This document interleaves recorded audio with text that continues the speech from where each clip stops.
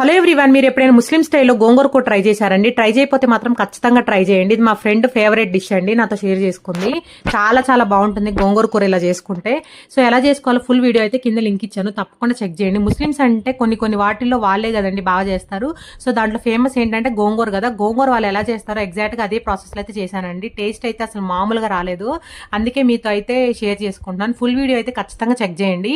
ఈ గోంగూర కూర అనేది వేడి అన్నంలో చాలా చాలా బాగుంది, అండ్ బిర్యానీలో కూడా చాలా బాగుందండి. అసలు చికెన్ బిర్యానీలోకి ఈ గోంగూర కూర వేసుకొని తింటే అసలు చాలా చాలా బాగా కుదిరిందండి. ఇంకా బిర్యానీస్లోకి మనకి షేర్వా అలాంటివి ఏం అవసరం లేదు. గోంగూర కూర ఒకటి, రైతా ఒకటి చేసి పెట్టండి, అసలు ఫుల్ పండగ చేసుకొని తినేస్తారు ఇంట్లో వాళ్ళందరూ, అంత టేస్టీగా వచ్చింది.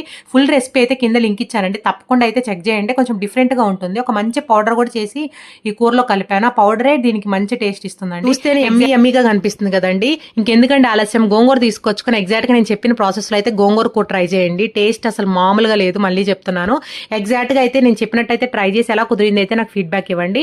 మరి ఛానల్లో మరిన్ని రెసిపీస్ కోసం మన ఛానల్ అనేది సబ్స్క్రైబ్ చేసుకోండి. మీరు కొత్తగా ఎవరైనా మన ఛానల్ చూస్తున్నట్టయితే సబ్స్క్రైబ్ చేసుకోవడం మాత్రం మర్చిపోకండి. Take care, bye see you next video.